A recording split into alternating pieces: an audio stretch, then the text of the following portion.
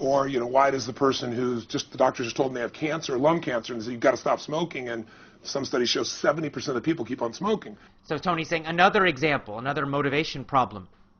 For example, someone goes to a doctor. The doctor says, you have lung cancer, right? Lung, breathing cancer.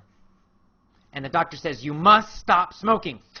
Stop, or you will die.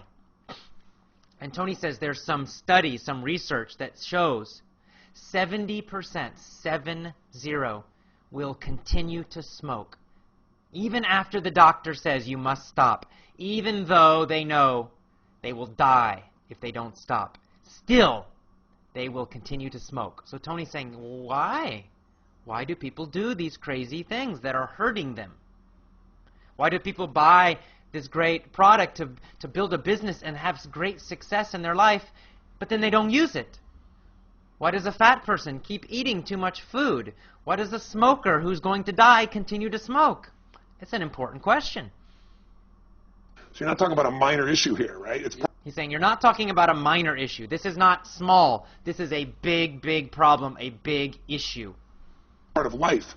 But there is an answer, because there are people that do follow through, and there are people that never did before, and then they've never followed through in their life, and now finally they break through. So Tony says, here's the good news. There is an answer, because we also have good examples. There are people in life who have these problems for a long time, and suddenly they do something. They follow through. They take action.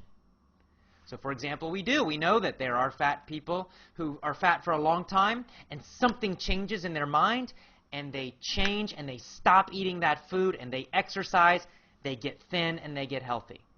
We know that there are some people, the other 30%, who get lung cancer, and they decide no more smoking. They throw away the cigarettes. They stop smoking. They become healthy. They live a long life.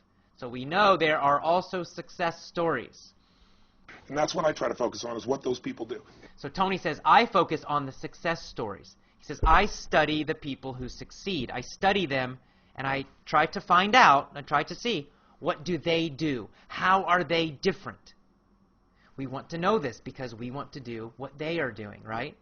It's like with my English lessons. Don't focus on the people who are failing.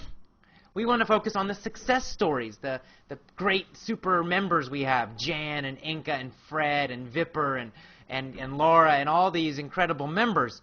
If you want to speak great, wonderful English, and you want to have great success, look at what Agnes is doing. Look at what Inka's doing. Look at what Jan's doing, and Fred and Vipper, all these great members on the forums. Focus on them. How are they studying? What is their psychology?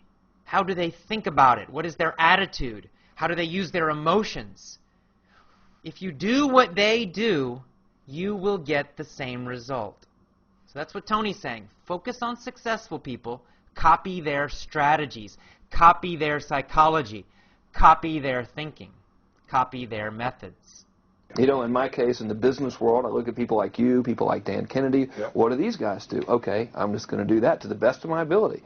Okay, and then Frank Kern said, this is how I succeeded. This is how I became super, super rich. He says, I looked in the business world. I looked at people who were very successful. So he says, I looked at you, Tony. Tony's a super successful business person. He said, I looked at another person named Dan Kennedy. You probably don't know Dan Kennedy, but he's a very famous internet business person also. So Frank said, when I was poor, when I was not successful, I decided I will look at these successful people. I will look at Tony. I will look at Dan Kennedy. And I will look, what are they doing? What are their strategies? How are they thinking? And I will do the same thing. That's what Frank did, and that's how he became rich and successful. And I'm going to do one more part, and then that'll be the end of part 2 today. And sure, it's like, well, oh no, I can't write copy as well as Dan Kennedy, or I don't have as much energy and drive as Tony Robbins. Well, but you didn't start. So what? Okay, so Frank said, I looked at them and I realized I don't have as much energy as Tony Robbins. I'm not Tony Robbins, and I can't write copy like Dan Kennedy.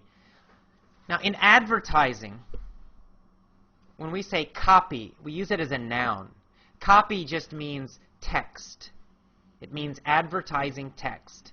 So if you see an advertisement, the words in the advertisement, we call that copy. So we say to write copy means to write advertising words, to write advertising text. So it's a noun, and it's a very special use of the word copy. You know, normally copy is a verb and it means to do what someone else is doing. But here, in this situation, the word copy is a noun and it means advertising words. So Frank said, I couldn't write as good as Dan Kennedy. Dan Kennedy is a great writer. I didn't have as much energy as Tony Robbins. But, he said, I still copied their methods, copied their strategies. And even though I was not as good as them, I still got a lot of success. You don't need to be perfect. If you want to be a great golfer, who should you copy? Somebody who's terrible? Of course not. Tiger Woods. Copy Tiger Woods. Maybe you will never be Tiger Woods. Probably not. But if you copy Tiger Woods, you will certainly improve a lot. You will certainly become a much, much, much better golfer. That's what Frank is saying. And I'm going to stop the video right here. And part 3 will come back, and I'll start with Tony talking. So I hope you're enjoying these videos. And this is called the movie technique. What I'm doing right now is called the movie technique, where I play a movie, and I just play 1 or 2 sentences, and then I stop, I pause, and I explain it in simple, slower, more direct English. I paraphrase it. And then I play the next little part, and I pause, and I explain that, again, in more simple, slow, easy English. And then I go to the next scene and the next scene. What you should do is you should go back, you should watch my video, this one I'm doing now. You should watch it several times, maybe 2 times every day for 1 week, for 7 days. After that, or maybe every day also, watch the original video with Tony and Frank and John, without me, just the original normal video. You can also watch that at full speed. But just the first 2 parts. Don't watch the rest of it. Just deep learning, remember, in Effortless English. So, number 1, watch this video with me explaining everything. Do that maybe 2 times a day. And then also maybe 1 or 2 times a day, you can watch the original video with Tony and them at full speed. And by doing this, you are learning all of this English in the video very deeply. This is a powerful, powerful, powerful method for learning and improving your English speaking and listening. So, I will do more of these, and in fact, I am planning a new VIP member program, and each month I will make a new video lesson like this. And each month, my VIP members will get that video lesson, plus also another audio lesson set. So that's going to be part of the whole VIP member package. So I'll tell you more about that later. Meanwhile, enjoy part 1 and part 2 of the Tony and Frank videos. And I'll see you again. Have a great day. I'm so happy to teach you. I love teaching you because our members are so great. You guys rock, and so do our fans. Thank you for all your wonderful, so nice, friendly comments on the EffortlessEnglishClub.com blog, and also on Facebook, and also on the forum. So I love you guys.